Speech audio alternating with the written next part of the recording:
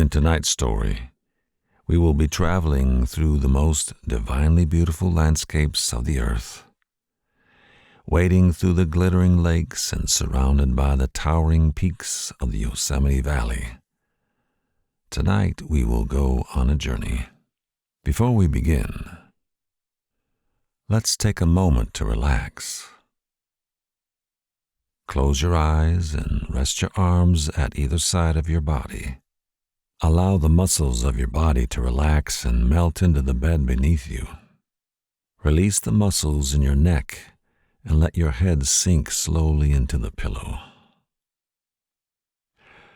Let the bed take the weight of your body as your muscles release all of the tension of the day. Take a deep breath in and a gentle breath out. Allow fresh oxygen to flow through you to every part of your body. And as you breathe out, allow your arms and legs to fall soft. Relinquish all your tension. It is time to say goodbye to the day. Tonight's story is taken from the mountains of California by the acclaimed naturalist John Muir, and narrated by myself, Jack Bear. The weather of spring and summer in the middle region of the Sierra is usually well flecked with rains and light dustings of snow, most of which are far too obviously joyful and life-giving to be regarded as storms. And in the picturesque beauty and clearness of outlines of their clouds, they offer striking contrast to those boundless, all-embracing cloud mantles of the storms of winter. The smallest and most perfectly individualized specimens present a richly modeled cumulus cloud rising above the dark woods about 11 a.m., swelling with a visible motion straight up into the calm, sunny sky to a height of 12 to 14,000 feet above the sea. Its white, pearly bosses relieved by the gray and pale purple shadows in the hollows, and showing outlines as keenly defined as those of the glacier-polished domes. In less than an hour, it attains full development and stands poised in the blazing sunshine like some colossal mountain, as beautiful in form and finish as if it were to become a permanent addition to the landscape. Presently, a thunderbolt crashes through the crisp air, ringing like steel on steel, sharp and clear, its startling detonation breaking into a spray of echoes against the cliffs and canyon walls. Then down comes a cataract of rain. The big drops sift through the pine needles, plash and patter on the granite pavements, and pour down the sides of ridges and domes in a network of gray, bubbling rills.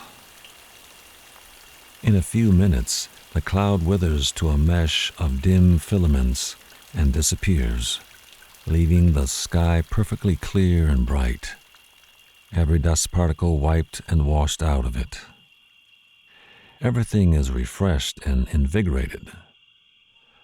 A steam of fragrance rises, and the storm is finished one cloud, one lightning stroke, and one dash of rain. This is the Sierra midsummer thunderstorm, reduced to its lowest terms.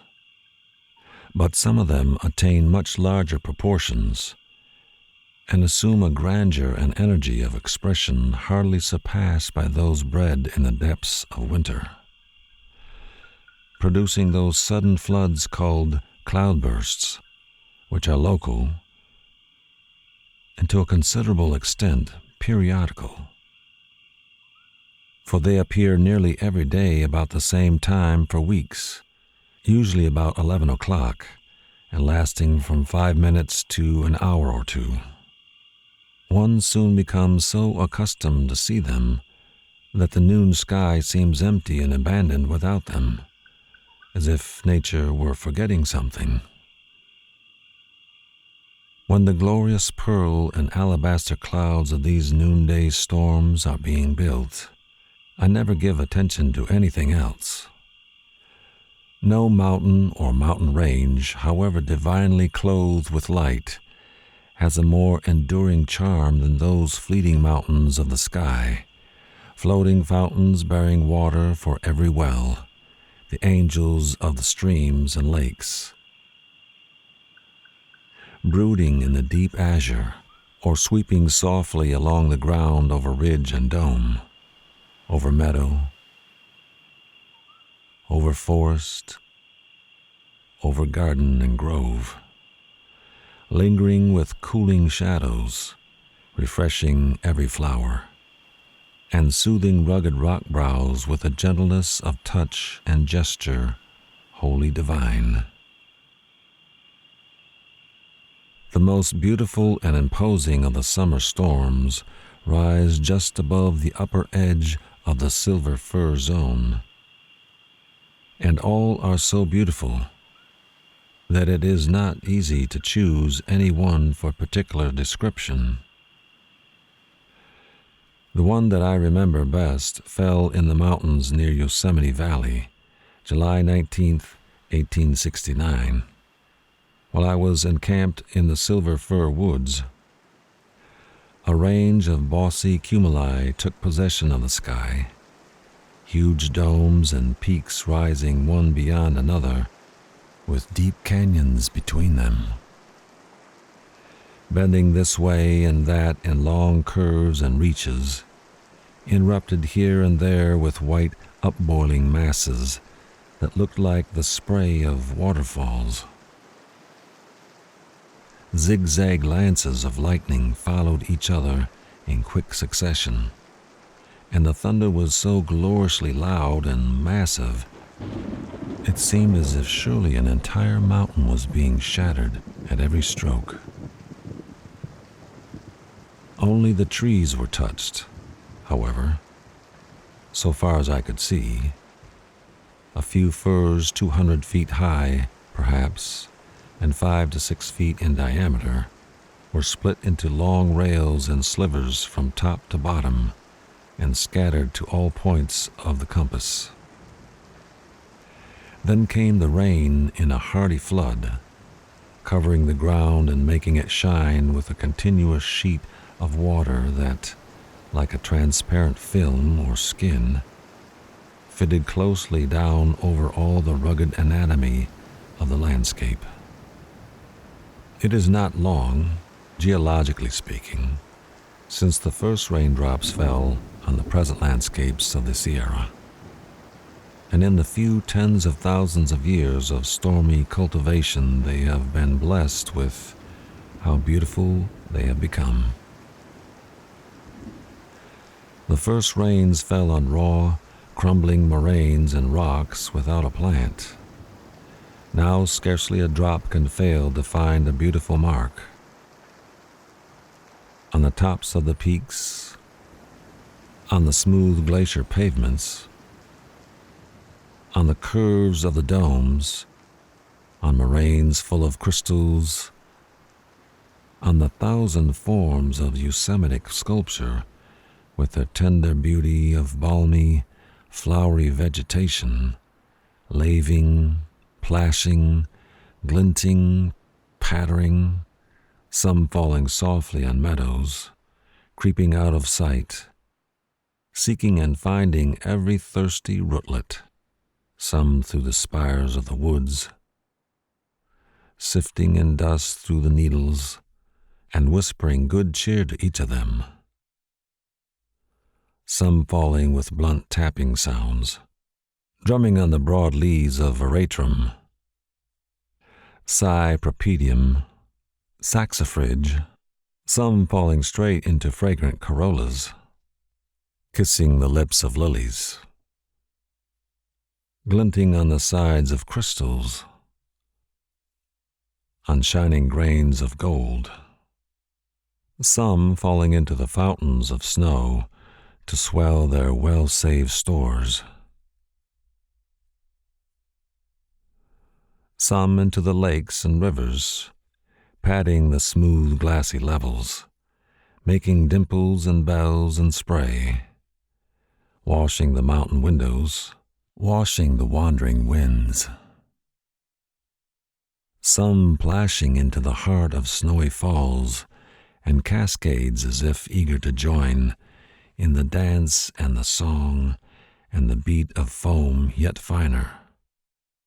Good work and happy work for the merry mountain raindrops, each one of them a brave fall in itself, rushing from the cliffs and hollows of the clouds into the cliffs and hollows of the mountains, away from the thunder of the sky into the thunder of the roaring rivers.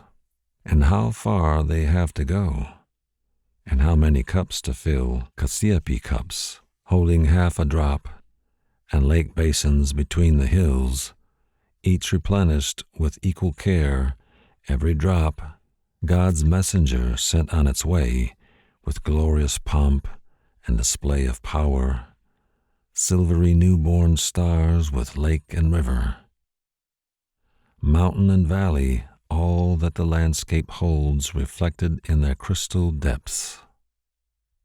The waterfalls of the Sierra are frequented by only one bird, the ouzel, or water thrush, Cinclus mexicanus, southwest. He is a singularly joyous and lovable little fellow, about the size of a robin, clad in a plain waterproof suit of bluish gray, with a tinge of chocolate on the head and shoulders. In form, he is about as smoothly plump and compact as a pebble that has been whirled in a pothole. The flowing contour of his body being interrupted only by his strong feet and bill, the crisp wingtips, and the upslanted wren-like tail. Among all the countless waterfalls I have met in the course of 10 years' exploration in the Sierra, whether among the icy peaks or warm foothills, or in the profound Yosemitic canyons of the middle region, not one was found without its ouzel.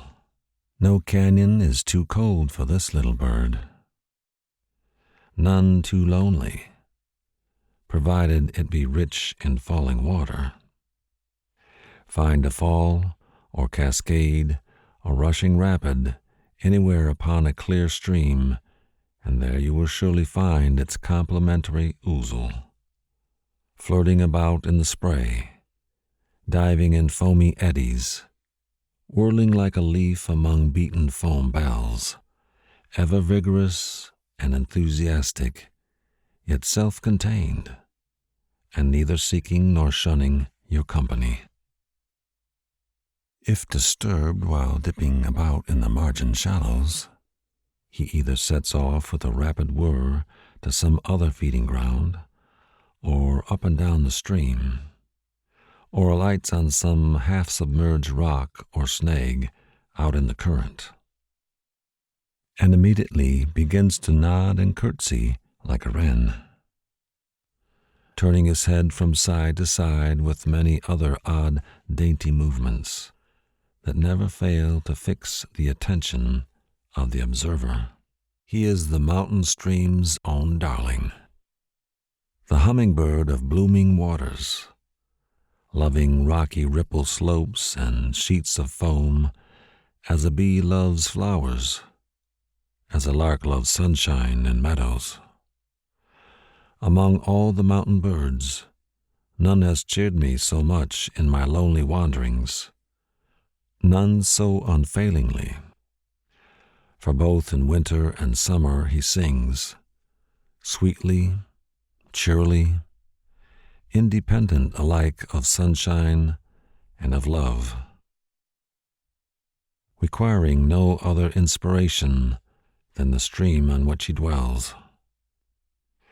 While water sings, so must he, in heat or cold, calm or storm, ever attuning his voice in sure accord, low in the drought of summer and the drought of winter, but never silent. During the golden days of Indian summer, after most of the snow has been melted and the mountain streams have become feeble, a succession of silent pools linked together by shallow, transparent currents and strips of silvery lacework, then the song of the ouzel is at its lowest ebb. But as soon as the winter clouds have bloomed and the mountain treasuries are once more replenished with snow, the voices of the streams and ouzels increase in strength and richness until the flood season of early summer. Then the torrents chant their noblest anthems. And then is the flood time of our songster's melody. As for weather, dark days and Sundays are the same to him. The voices of most songbirds, however joyous, suffer a long winter eclipse, but the ouzel sings on through all the seasons and every kind of storm. Indeed, no storm can be more violent than those of the waterfalls in the midst of which he delights to dwell. However dark and boisterous the weather, snowing, blowing, or cloudy, all the same he sings, and with never a note of sadness. No need of spring sunshine to thaw his song, for it never freezes. Never shall you hear anything wintry from his warm breast. No pinched cheeping, no wavering notes between sorrow and joy. His mellow, fluty voice is ever tuned to downright gladness, as free from dejection as cock-crowing. It is pitiful to see the wee frost-pinched sparrows on cold mornings in the mountain groves, shaking the snow from their feathers and hopping about as if anxious to be cheery, then hastening back to their hidings out of the wind, puffing out their breast feathers over their toes and subsiding among the leaves, cold and breakfastless. While the snow continues to fall, and there is no sign of clearing. But the ouzel never calls forth a single touch of pity, not because he is strong to endure, but rather because he seems to live a charmed life beyond the reach of every influence that makes endurance necessary. One wild winter morning, when Yosemite Valley was swept its length from west to east by a cordial snowstorm, I sallied forth to see what I might learn and enjoy.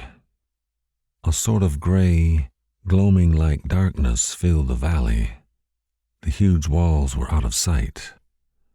All ordinary sounds were smothered, and even the loudest booming of the falls was at times buried beneath the roar of the heavy-laden blast. The loose snow was already over 5 feet deep on the meadows, making extended walks impossible without the aid of snowshoes. I found no great difficulty, however, in making my way to a certain ripple on the river, where one of my ouzels lived. He was at home, busily gleaning his breakfast among the pebbles of a shallow portion of the margin, apparently unaware of anything extraordinary. in the weather. Presently he flew out to a stone against which the icy current was beating, and turning his back to the wind, sang as delightfully as a lark in springtime. After spending an hour or two with my favorite, I made my way across the valley, boring and wallowing through the drifts, to learn as definitely as possible how the other birds were spending their time. The Yosemite birds are easily found during the winter because all of them excepting the ouzel are restricted to the sunny north side of the valley, the south side being constantly eclipsed by the great frosty shadow of the wall. And because the Indian canyon groves, from their peculiar exposure, are the warmest, the birds congregate there, more especially in severe weather. I found the most of the robins cowering on the lee side of the larger branches where the snow could not fall upon them, while 2 or 3 of the more enterprising were making desperate efforts to reach the mistletoe berries by clinging nervously to the underside of the snow-crowned masses, back downward like woodpeckers. Every now and then they would dislodge some of the loose fringes of the snow crown, which would come sifting down on them and send them screaming back to camp, where they would subside among their companions with a shiver, muttering in low, querulous chatter like hungry children. Some of the sparrows were busy at the feet of the larger trees, gleaning seeds and benumbed insects, joined now and then by a robin weary of his unsuccessful attempts upon the snow-covered berries. The brave woodpeckers were clinging to the snowless sides of the larger boles and overarching branches of the camp trees, making short flights from side to side of the grove, pecking now and then at the acorns they had stored in the bark, and chattering aimlessly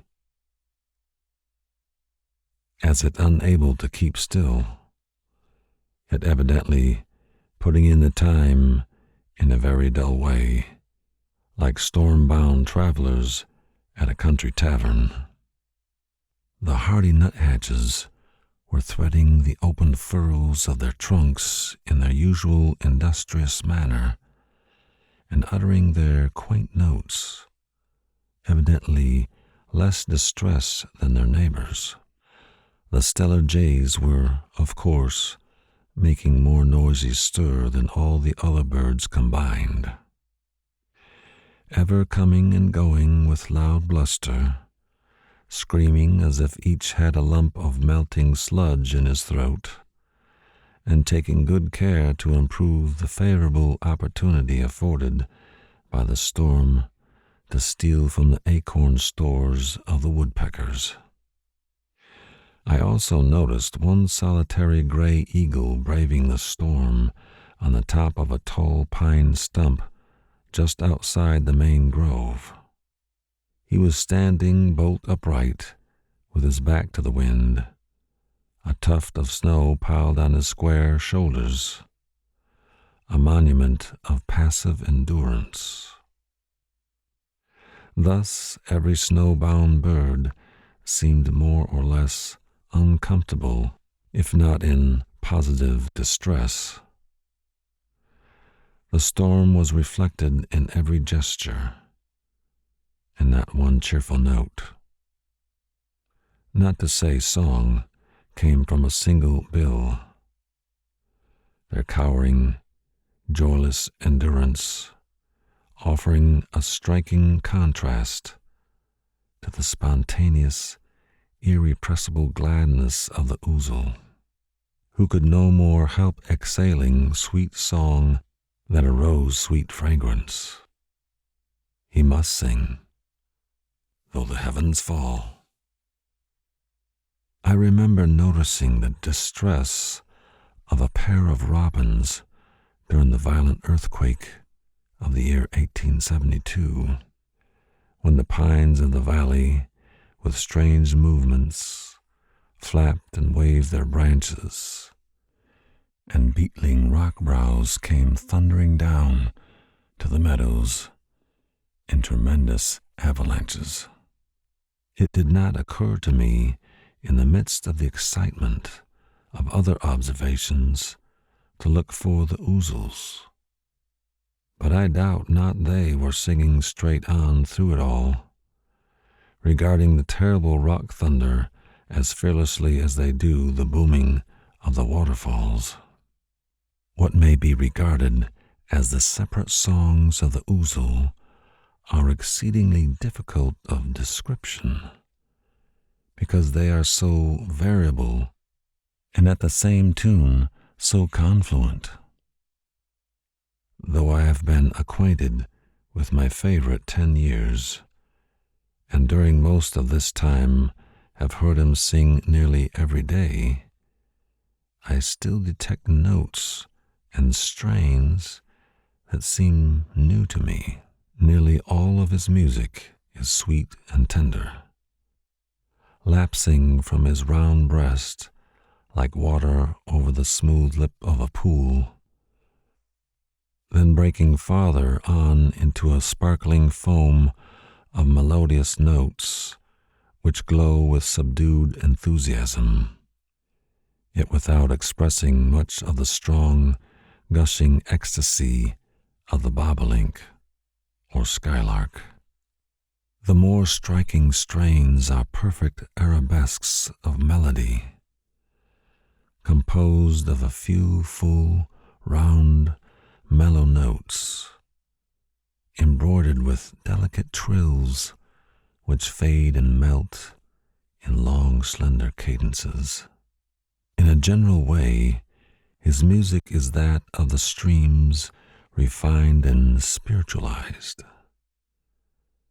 The deep booming notes of the falls are in it, the trills of rapids, the gurgling of margin eddies, the low whispering level of reaches, and the sweet tinkle of separate drops oozing from the ends of mosses and falling into tranquil pools. The ouzel never sings in chorus with other birds, nor with his kind, but only with the streams.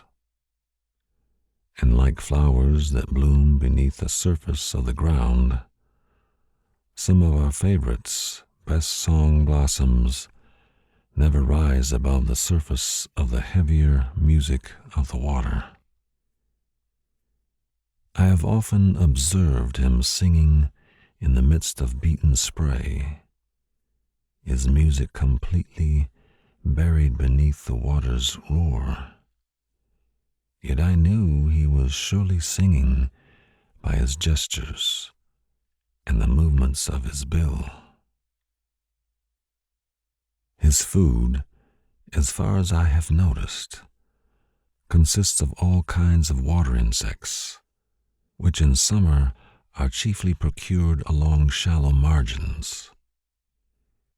Here he wades about, ducking his head under water and deftly turning over pebbles and fallen leaves with his bill, seldom choosing to go into deep water where he has to use his wings in diving. He seems to be especially fond of the larvae of mosquitoes, found in abundance attached to the bottom of smooth rock channels where the current is shallow. When feeding in such places, he wades upstream, and often while his head is under water, the swift current is deflected upward along the glossy curves of his neck and shoulders, in the form of a clear, crystalline shell, which fairly encloses him like a bell glass, the shell being broken and reformed as he lifts and dips his head, while ever anon he sidles out to where the too powerful current carries him off his feet. Then he dexterously rises on the wing and goes gleaning again in shallower places. But during the winter, when the stream banks are embossed in snow, and the streams themselves are chilled nearly to the freezing point, so that the snow falling into them in stormy weather is not wholly dissolved, but forms a thin blue sludge, thus rendering the current opaque. Then he seeks the deeper portions of the main rivers, where he may dive to clear water beneath the sludge, or he repairs to some open lake or mill pond, at the bottom of which he feeds in safety. When thus compelled to betake himself to a lake, he does not plunge into it at once like a duck, but always alights in the first place upon some rock or fallen pine along the shore. Then flying out 30 or 40 yards, more or less, according to the character of the bottom, he alights with a dainty glint on the surface, swims about, looks down, finally makes up his mind, and disappears with a sharp stroke of his wings. After feeding for 2 or 3 minutes, he suddenly reappears, showers the water from his wings with one vigorous shake, and rises abruptly into the air, as if pushed up from beneath, comes back to his perch, sings a few minutes, and goes out to dive again, thus coming and going, singing and diving, at the same place for hours. The ouzel is usually found singly, rarely in pairs, excepting during the breeding season, and very rarely in 3s or 4s. I once observed 3 thus spending a winter morning in company upon a small glacier lake on the upper Merced, about 7,500 feet above the level of the sea. A storm had occurred during the night, but the morning sun shone unclouded, and the shadowy lake, gleaming darkly in its setting of fresh snow, lay smooth and motionless as a mirror. My camp chanced to be within a few feet of the water's edge, opposite a fallen pine, some of the branches of which leaned out over the lake. Here my 3 dearly welcome visitors took up their station, and at once began to embroider the frosty air with their delicious melody. Doubly delightful to me that particular morning, as I had been somewhat apprehensive of danger in breaking my way down through the snow-choked canyons to the lowlands. The portion of the lake bottom selected for a feeding ground lies at a depth of 15 or 20 feet below the surface, and it is covered with a short growth of algae and other aquatic plants, facts I had previously determined while sailing over it on a raft.